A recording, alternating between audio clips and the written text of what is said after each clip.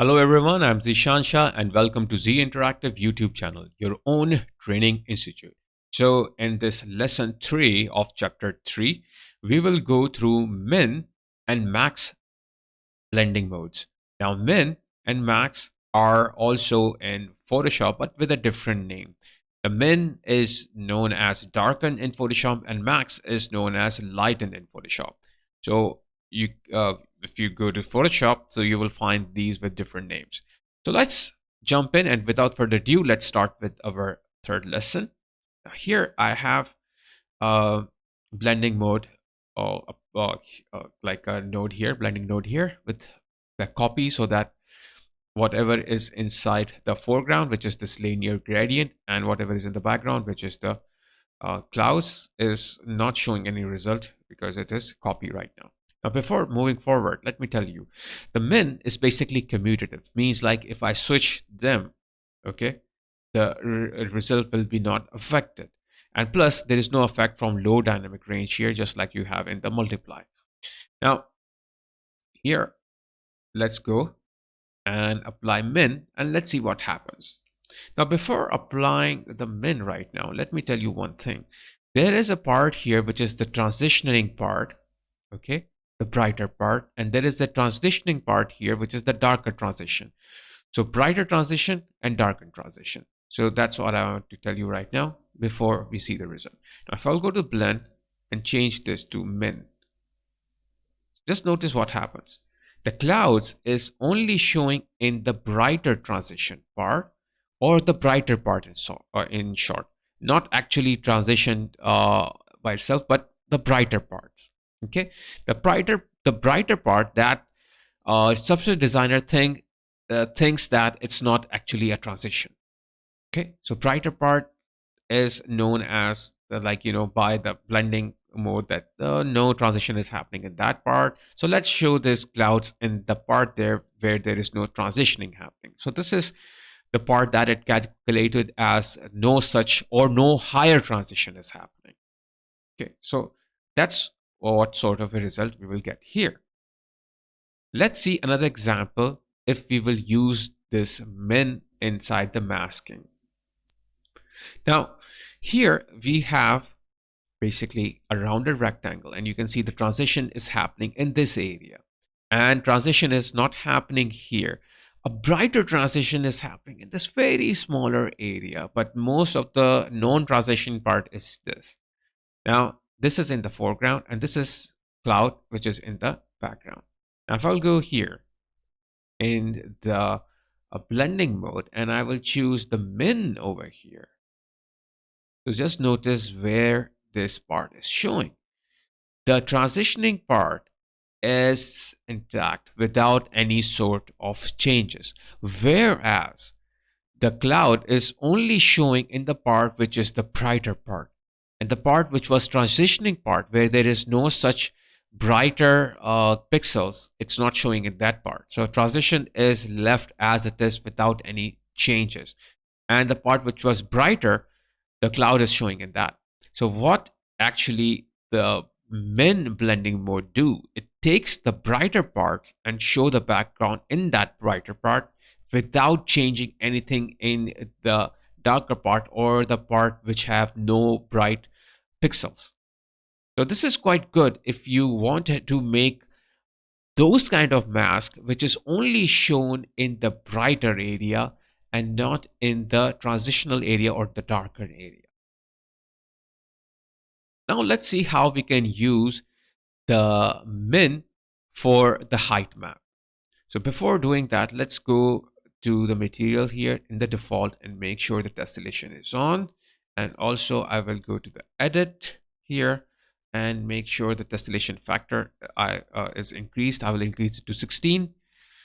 And then a scale, I'll increase it to maybe 15. Okay, so we can see the result much more clear. Now here I'll apply this on right click, drag it, apply it on my surface here. Now what I will do here is that I will go to this blending mode and choose this to min. Now as soon I will do that, you will see that this whole thing itself is what is basically the brighter part. Okay. So, and plus one more thing. This is like commutative. The min is commutative. That means if I switch, no such uh, like effect will happen. Okay, so this is the whole brighter part here. And then in here, you have this whole thing as a gradient. Now, the grade, as you know, this is the brighter part. So this is the gradient. So this gradient is showing in the brighter part. If there was a sort of a blur here, for example, if I go here and apply some sort of a blur, okay, and start increasing the blur density here. So you will notice that whatever is the blur part, like non-transitioning part, it is not affecting. Okay. And only part this is affecting is here. But if I remove this, as you know, there is no blur part on the edges. It's all brighten up. So the whole thing is showing in this brighter area. But notice one thing. This star is now taking the shape of this radial gradient. Just notice that. It's taking the shape of it, like the way it is basically there. Okay, like the shape of it, it is taking it, it's working like a special Boolean operation. Okay, if I go here and start increasing the height of it, okay, see how the result is getting. And now if I will go back here in the gradient itself, okay, and start changing the gradient. So just notice where the dark area is coming up, it is like flattening in that area, and wherever it is this point area, it's just writing it up over there. Okay. And if I change this part and move it out, so you can see how the result is happening here. So if you want this sort of a result, okay, like where your foreground should follow the shape of your background, so you can use this min. Okay, so this is quite good for making like shape like cages, or you can say something you want to follow the like a certain like shape. Okay, so just notice how nicely it works. Okay, now if I will take here and put the levels, let's see what happens if I put the level here. So if I'll reduce the level, okay, so you can see it kind of becomes flatter. Okay, so that means it affects the like low dynamic range, or certain thing as like that. Okay, so you have to be careful with that if you're using this with the levels. Now our next blending mode is the max, and max is basically the it's also like commutative. It will not affect if I will switch these to the foreground and the background. Plus it is known as lighten inside the Photoshop or the different other applications. Now here I have this gradient same as I have it in the min, and I have clouds here. Now they are connected in the blending, but right now there is no blending mode here, so that's like copy. So I will change this to max. Now let's see what happens if I change to max. So when it is changed to max, what it is doing is that any part that is a darkened area, okay, like this part, it is showing here the background, and any part which is the brighter part, it is more untouched. Okay, so it stays as this. Okay, so this is what it actually do uh, the max blending mode. Now it have no effect from the low dynamic range, so work fine just like add. Okay. Now let's see if we will use the max for the masks, how we will get the result. Now I have this rectangle, rounded rectangle, and then I have this clouds here. So in the blend, basically I have I've attached this rounded rectangle inside the foreground, and I have attached this clouds inside the background. Okay, now the blend mode, I'm not getting anything because it's on copy. But if I will go and switch it to max, okay, or lighten, so you will notice that just like whatever is the bright part, okay, is stayed intact, and whatever is the darker part is showing the background. Quite opposite of the max here. Oh, sorry, min over here. So max is the opposite of the min, actually, what it is doing here. Now let's see how the max works for the height maps.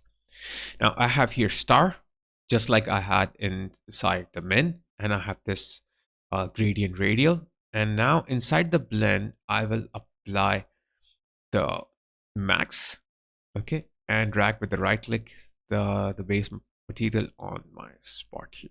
So now you will see that I have this star and this the parabolite, and they both are there without affecting each other. It's just like it's acting like a union Boolean operation. So even if I will use my levels here, okay, so and reduce that, it won't affect anything. It will keep it as it is without doing any sort of a changing over there. Okay, and if I, instead of the levels, if I will use here transform 2D, okay, and start moving this, so you will see it will keep things as it is without moving it. So both will stay on its own position without affecting each other. Just what they are doing, they are just combining, becoming one. Okay, so no dynamic range, low dynamic range is affecting it. Okay, no high dynamic, like no low dynamic range is affecting here. Plus it, and that makes it act like a Boolean operation.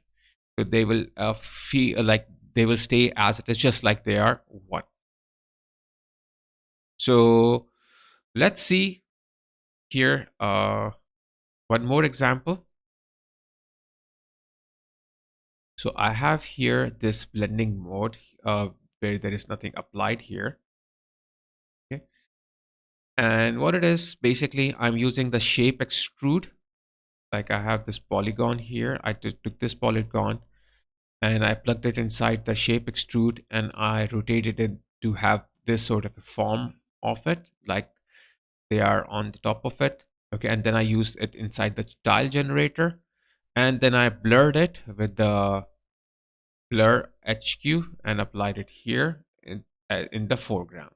And then I took the Perlin noise, I reduced its level a little bit so that it won't affect a lot. It will be a little bit darkened, and I applied it in the opacity.